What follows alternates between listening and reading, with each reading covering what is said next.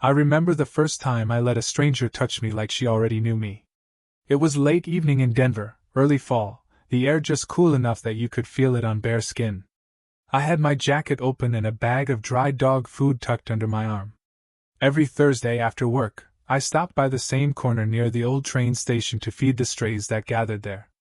It started as something small after my wife and I began sleeping on opposite sides of the bed. Then it became routine. The dogs waited for me. At least someone did. I was 39. Married 12 years. Project manager at a mid-sized construction firm. A house in Aurora. 2 cars in the driveway. A wife who barely looked up from her phone anymore. That night, one of the smaller dogs was limping. I crouched down to check its paw. That was when I felt someone step close behind me. Not just close. Close enough that I could feel the warmth of her through my shirt. She asked softly if the dog was hurt. Her voice was low, calm. I remember nodding without looking up. Then she knelt beside me. Our shoulders brushed. Her thigh pressed lightly against mine as we both reached for the same paw. It should have felt awkward. It didn't. When I finally looked at her, she was already watching me. Not smiling. Just studying my face like she was trying to decide something. She looked older than me. Early 40s maybe. Dark hair pulled back loosely. No makeup. There was a tiredness around her eyes that felt familiar. The dog whimpered and she placed her hand over mine to steady it. Just like that. No hesitation. Her palm was warm. Steady. Confident. She kept her hand there longer than necessary. I told myself it was nothing. Just 2 people helping an animal. But when we stood up, we didn't move apart right away. The space between us stayed small. I could feel her breath on my neck. I became aware of my own body in a way I hadn't in years. The way my shirt clung slightly to my back. The way my wedding ring suddenly felt heavier. She mentioned she had seen me there before. Said she liked watching a man who showed up consistently. She said most people only did good things when someone was watching. I didn't know what to say to that. I shrugged, told her it was nothing. Just dogs. She tilted her head like she didn't believe me. When one of the other dogs nudged my leg, she laughed softly. The sound stayed with me. It wasn't loud. It was the kind of laugh that slipped out without permission. We ended up sitting on the curb after the dogs settled. She asked if I was married. Just like that. No apology. I told her yes. She didn't react the way most people did. No raised eyebrow. No polite distance. She simply said that sometimes being married and being alone were not opposites. That line landed somewhere deep. I didn't respond. I couldn't. A group of younger guys walked past us then. One of them made a comment about her being too old to be sitting on a sidewalk at night. Said something about women her age trying too hard. They laughed like it was harmless. She stiffened. Just slightly. Her hand moved off her own knee and rested flat on the concrete. Like she was grounding herself. Before I could think, I stood up and told them to keep walking. My voice came out firmer than I expected. I said she wasn't bothering anyone. That maybe they should try feeding something other than their egos for once. They rolled their eyes but moved on. When I sat back down, she was looking at me differently. Not grateful. Not impressed. Just seen. She said she didn't need rescuing, but she appreciated that I didn't stay quiet. I told her I wasn't trying to rescue anyone. I just didn't like cruelty when it was easy. We sat there in silence after that. Cars passed. The city hummed. I became aware that it was getting late. That my wife would probably ask where I'd been, even though she wouldn't really care about the answer. She brushed a bit of dog hair off my sleeve. Slow. Careful. Her fingers lingered near my wrist. My pulse jumped under her touch. She said she usually walked home from there. It was only a few blocks. Then she looked at me and asked if I ever did anything spontaneous anymore. I almost laughed. My life was built on schedules. But something about the way she asked made me tired of hearing my own excuses. So when she stood and started walking, I didn't stay on the curb. I followed her. I told myself I was only walking her home to make sure she was safe. That was what I would have said if anyone had asked. If my wife had asked? If I had asked myself in a more honest tone, She didn't rush. She walked with her hands in the pockets of her coat, shoulders relaxed, like she wasn't worried about me following. Every few steps, our arms brushed. Not enough to look intentional. Enough to feel deliberate. She mentioned she lived a few blocks away in an older brick building near the river. Said it wasn't much, but it was hers. The way she said that word carried weight. I told her I lived out in Aurora. House, 2 floors, quiet street. I heard how dull it sounded as it came out of my mouth. She asked if I was happy? Not accusing. Just curious. I said happiness felt like something people posted about, not something they kept. I admitted that my wife and I had become polite roommates. That we shared bills and calendars, not much else. I hadn't meant to say that much. It just slipped out. She nodded like she understood that kind of loneliness. By the time we reached her building, the street was almost empty. A single light flickered near the entrance. She stopped in front of the door and turned toward me. Close again. Always close. She said she didn't usually invite men upstairs. Said she had been married once too. That she learned to be careful with her heart after that. Then she looked at me in a way that made it clear she was not just talking about her heart. I should have said goodnight. Instead, I asked if she wanted company for a while. She studied my face for a few long seconds. I remember the quiet. The way the city noise faded into the background. Then she unlocked the door and said I could come up, but only if I was honest about what I was doing. Inside, her apartment was simple. Soft lighting. A couch near the window. A stack of books on the coffee table. No pictures on the walls. It felt lived in but guarded. She took off her coat slowly, like she was giving me time to reconsider. I didn't. We sat on opposite ends of the couch at first. A careful distance. She asked what I told my wife when I stayed out late. I admitted I usually said I had to finish paperwork at the office. She didn't judge me. She just absorbed it. Then she said she didn't want to be someone's secret. Not again. Her last relationship had ended that way. She had been hidden. She refused to feel small like that twice. That should have been the moment I stood up and left.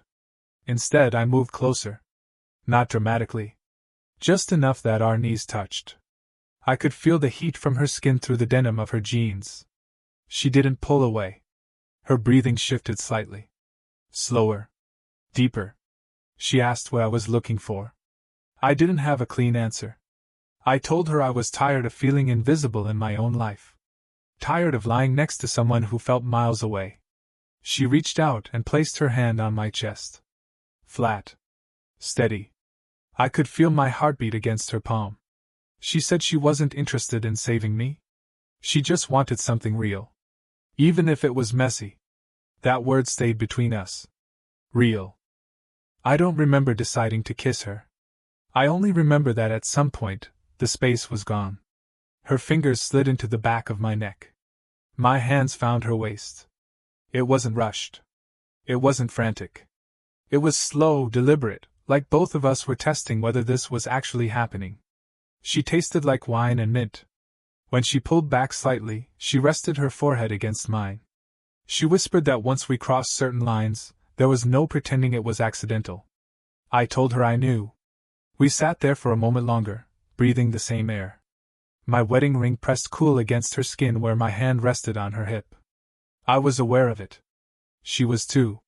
She glanced down at it but didn't say anything. Instead, she took my hand and led me toward her bedroom. I remember the softness of the lamp light. The way she paused before turning it off halfway, leaving the room dim instead of dark. She said she wanted to see me. There was no rush to undress.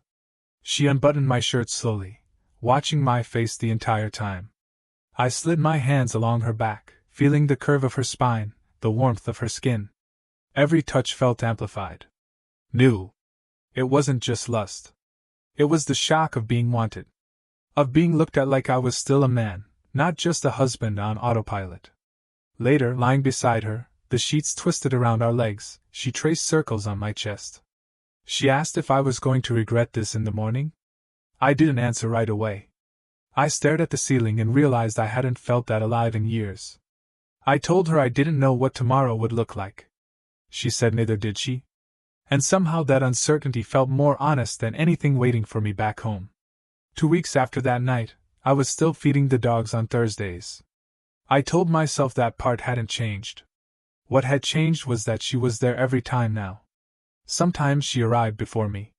Sometimes she showed up halfway through, hands tucked into her coat pockets, watching quietly before stepping in. Her name was Elena. I started saying it in my head during meetings at work. It slipped into my thoughts while I drove home to Aurora, while my wife talked about grocery lists and weekend plans we both knew we wouldn't keep. At first, we told ourselves it was just Thursdays. Just the dogs. Just conversation on a curb after dark. But by the third week, we were texting. It started simple. She sent a photo of the limping dog, said he was walking better. I replied with a thumbs up. Then she asked how my day was. Then she told me about hers. She worked as a regional operations director for a hospitality group downtown. Long hours. Boardrooms. Younger executives who talked over her. One night she mentioned that during a strategy meeting, a man 10 years younger had suggested maybe she should let someone, more current, take over the social media push. He had smiled when he said it. Like it was helpful. She said she handled it professionally. Laid out the numbers. Shut him down calmly. But later, walking home alone, she admitted it stung more than she expected. I told her he was an idiot. She said that wasn't the point. The point was that she was tired of being reminded she was getting older, like it erased everything she'd built. I didn't know what to say to fix that. So I told her I didn't see her that way. I said when she walked into a room, people noticed because she carried herself like she belonged there. There was a long pause before she responded. Then she wrote that I always seemed to notice things other people missed. A month after that first night, we weren't just meeting on Thursdays. We started grabbing coffee near her office. Quiet places where no one knew either of us. We sat close enough that our knees touched under the small tables. Sometimes our hands found each other without discussion. It became natural. At home, my wife and I barely spoke unless it was logistical. I would lie awake beside her at night, staring at the ceiling, thinking about the way Elena laughed softly when she let her guard down. Thinking about the way she traced slow circles on my chest when we lay tangled in her sheets. I knew what I was doing.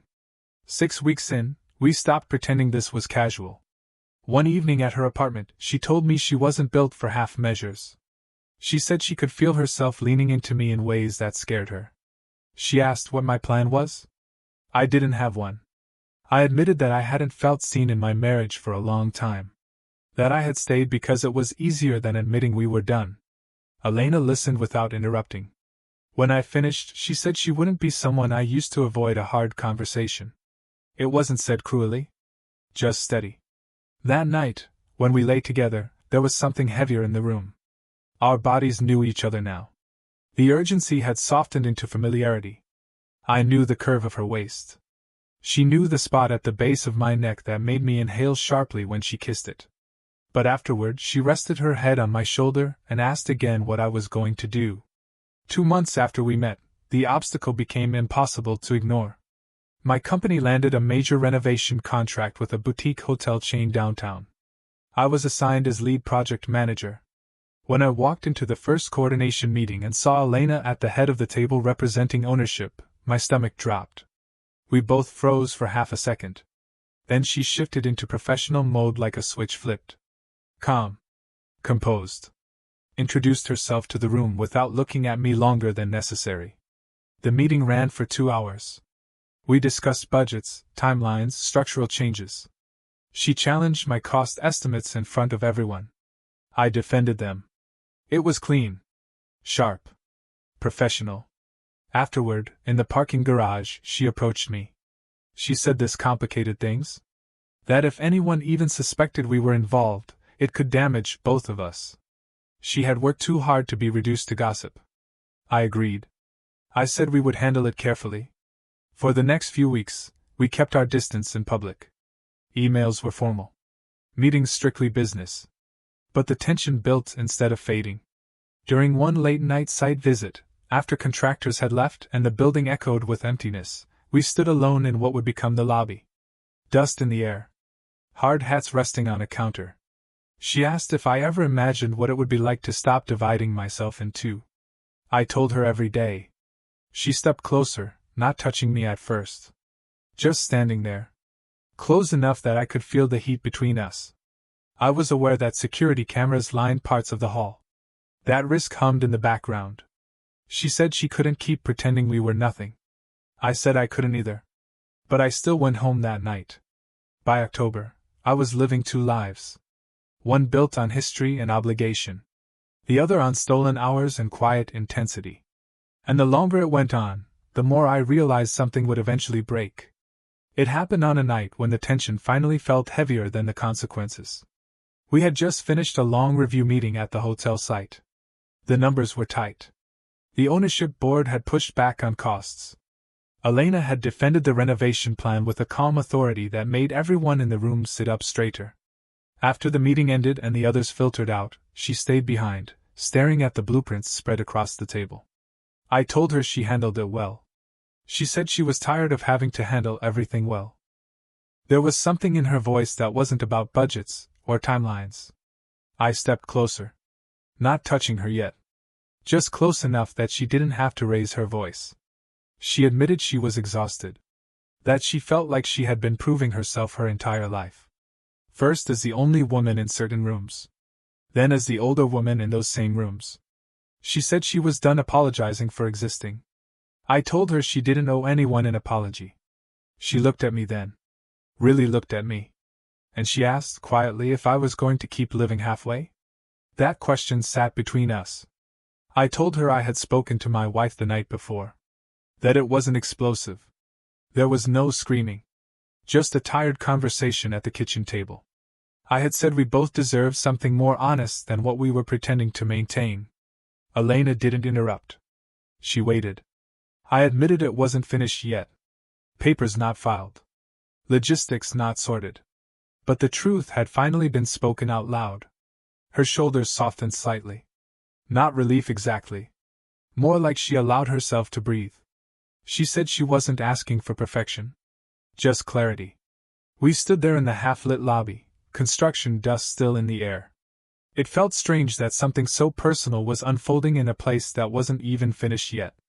I told her I was in love with her. There was no build-up.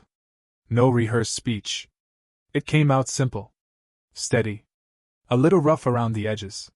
She didn't answer right away. For a second I wondered if I had misread everything. If this had been my projection all along. Then she stepped forward and placed her hand against my chest, right over my heart, the same way she had the first night in her apartment. She said she had fallen in love with me weeks ago. That she had tried to slow it down. Tried to keep it compartmentalized. But she was too old to pretend she didn't recognize real connection when it showed up. She reminded me that love wasn't the same thing as convenience.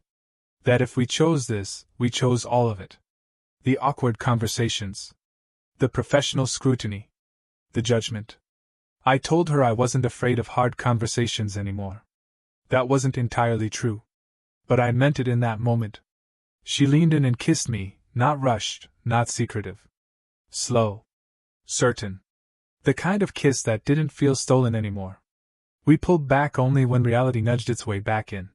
She said we would have to be transparent about the professional side. That the hotel contract couldn't be tainted by rumors. We would inform HR at my company and adjust reporting lines if necessary. She refused to let anyone reduce her to a distraction. I agreed. Standing there in that unfinished lobby, surrounded by scaffolding and exposed wiring, we decided to build something deliberately instead of hiding in the dark. Later that night, at her apartment, there was no frantic edge. The urgency had shifted into something steadier. We undressed each other slowly, not like we were escaping something, but like we were choosing each other fully. When we lay together afterward, the room quiet except for our breathing, she rested her head against my shoulder and said she wasn't interested in being someone's almost. I told her she wasn't. And for the first time since this began, I didn't feel divided in two. It felt like a decision. We agreed to handle it the right way. That was Elena's condition. A week after that night in the unfinished lobby, I requested a meeting with HR at my firm. I explained that I had begun a personal relationship with a representative from the hotel ownership group. I was careful with my words. Professional. Direct. They were quiet for a long moment. Then they asked if the relationship had influenced any decisions related to the contract. I said no. Because it hadn't. If anything, we had been harder on each other in meetings than necessary just to avoid that impression. Within days, I was reassigned to a parallel project. Another manager took over direct oversight of the hotel renovation. It was clean. Structured. Official. Elena informed her board as well. She told them she was involved with someone from the construction side and that reporting structures were being adjusted to avoid conflict of interest. For a moment, I thought that would be the end of it. I was wrong. The whispers started quietly. A comment in the break room about how convenient it was that I had been promoted to lead on the hotel project before stepping aside. A joke about older executives and midlife crises. Someone left an anonymous note on my desk suggesting I had found a shortcut to success. Elena received worse. One afternoon she called me after a board session. Her voice was steady but tight. She said one of the junior partners had implied she was compromising her judgment because of personal distractions. He had used that phrase twice. It wasn't subtle. She said she handled it calmly. Asked him to clarify whether he was questioning her competence or her integrity. He backtracked. Of course he did. But the damage lingered. 2 months into being open about us, the pressure started to weigh on me. I told her one evening that maybe we should slow down publicly. Not hide. Just soften the visibility. She went very still when I said that. She asked if I was embarrassed. I said no. That wasn't it. I just didn't want her career bruised because of me. She stepped closer and said she had survived harder things than office gossip. That what she couldn't survive again was being treated like something that needed to be hidden. I saw then that this wasn't just about us. It was about every room she had walked into and had to justify her presence. A week later, the proof moment came in a way I hadn't planned. Our company entered a competitive bid for a large mixed-use development downtown. I wasn't the favorite internally. Some senior partners viewed me as steady but unremarkable.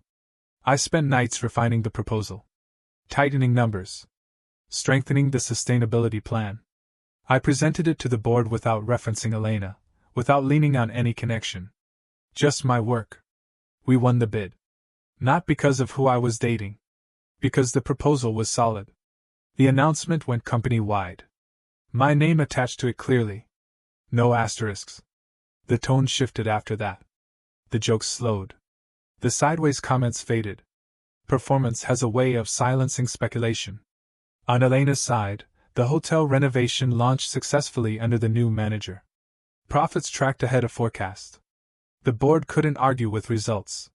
One evening, after another long day, we sat in her living room, the city lights filtering through the window.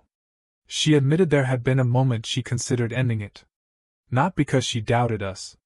Because she didn't want to be the reason my career stalled. I told her I had the same thought. That I had almost convinced myself I was protecting her by stepping back. She reached for my hand and said protection wasn't distance. It was standing beside someone when it was inconvenient. So we did. We attended a company event together that winter. Nothing dramatic. Just a holiday gathering at a downtown restaurant. Some people stared. Some smiled politely. A few offered genuine congratulations. By the end of the night, it felt less like a scandal and more like a fact. Driving home, I realized something had shifted inside me. I wasn't splitting my life anymore. I wasn't inventing excuses. I was choosing her openly. And the world hadn't ended. By early spring, my divorce was finalized. There was no dramatic ending. Just signatures in a quiet office and a handshake that felt more like closing a business account than ending a marriage. My ex-wife and I wished each other well. We both looked tired. There was relief in it, even if either of us said that out loud. I moved out of the house in Aurora a week later. Not into Elena's place right away. We were careful about that. I rented a small apartment closer to downtown. 1 bedroom. Exposed brick. Too quiet at night. But I found myself at her place most evenings anyway. At first it felt like staying over. A toothbrush in her bathroom. A shirt folded on the chair. Then it became routine. I'd cook while she answered late emails. She'd sit at the kitchen counter with a glass of wine, watching me move around her space like I belonged there. One night, after we finished eating, she stood behind me at the sink and wrapped her arms around my waist. No rush. Just rested her chin against my shoulder. It was such a simple thing. I realized I had missed that kind of unspoken closeness more than I had missed anything else. We talked about logistics slowly. She admitted she hadn't lived with anyone since her divorce nearly 8 years earlier. Said she had grown used to her independence. Her space. Her quiet. I told her I didn't want to take that away from her. She said sharing wasn't losing. It was choosing. 2 months later, I gave up my apartment lease and moved into her place officially. It wasn't a grand moment. Just boxes. A rented truck. A Saturday afternoon with music playing low in the background.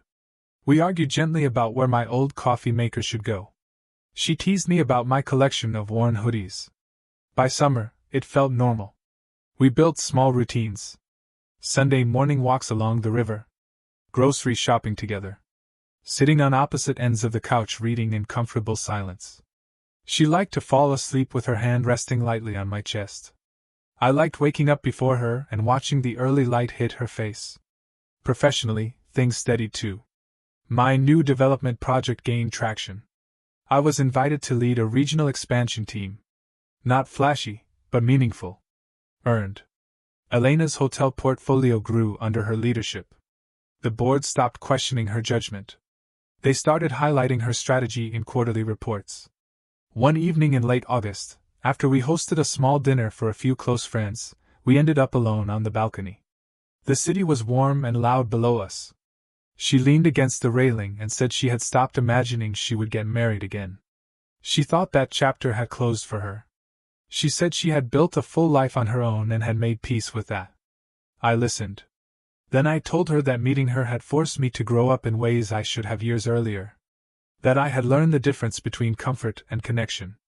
Between routine and partnership. She looked at me carefully, like she was measuring whether I was about to say something impulsive. I wasn't. I reached into my pocket and pulled out a small box. No audience. No staged moment. Just the two of us and the hum of the city. I told her I didn't want to build a life beside her halfway. I wanted all of it. The ordinary days. The stressful quarters. The aging and the laughter and the quiet nights. Her eyes filled before she answered. She said yes almost immediately. Not because it was perfect, but because it felt steady. We stood there for a long time after that, holding each other. No fireworks. No dramatic music. Just certainty. And for the first time in my adult life, the future didn't feel like something I was bracing for. It felt like something we were walking into together. We didn't plan a big wedding. Neither of us wanted a spectacle. It was late October when we stood in a small courtyard behind a historic building near downtown Denver. The leaves had just started to turn. There were maybe 30 people there. Close friends. A few family members. No distant relatives who barely knew our story. I wore a simple navy suit. She wore a long ivory dress that moved gently in the wind. Nothing dramatic. Just elegant in the quiet way she always carried herself. Before the ceremony started, I remember watching her from across the courtyard. She was laughing at something one of her friends said. For a moment I thought about the night I first saw her on that curb near Union Station, brushing off a comment from a group of younger men who had no idea who she was. Back then, she looked strong but alone. Now she looked steady and chosen. When she walked toward me, I felt calm. Not nervous. Not overwhelmed. Just certain. Our vows weren't poetic. We didn't try to impress anyone. I told her I had learned that love wasn't about intensity alone. It was about showing up on ordinary Tuesdays. About standing next to someone when it would be easier to step back. She said she had spent years believing she had missed her window for something lasting. That she had been told, in small ways and direct ones, that her best years were behind her. Then she said she had never felt more seen than she did standing in front of me. There were quiet tears. Mine included. After we exchanged rings, the applause felt warm instead of loud. No one was whispering. No one was speculating. They were just there. At the reception, a colleague of mine approached us. Someone who had once made a careless joke months earlier. He shook my hand and told Elena he respected the way she had handled everything. It wasn't dramatic. But it was acknowledgement. Later that evening, when most of the guests had left and the staff were clearing tables, we stepped outside again into the cool night air. She leaned her head against my shoulder and said she was glad we didn't run when it got uncomfortable. I thought about how easily I could have. How close I had come to choosing silence over courage that first night on the sidewalk. Instead, we had built something real. Not perfect. Not free of scrutiny. But earned. Driving home, her hand resting loosely on my thigh, I felt the weight of the day settle into something steady. We hadn't proven people wrong by arguing. We had done it by living well. Looking back now, I don't think it started with passion. It started with loneliness. With standing on a sidewalk feeding stray dogs because it felt better than going home to silence. With noticing a woman who refused to shrink when someone tried to make her feel small. With choosing, just once, not to stay quiet.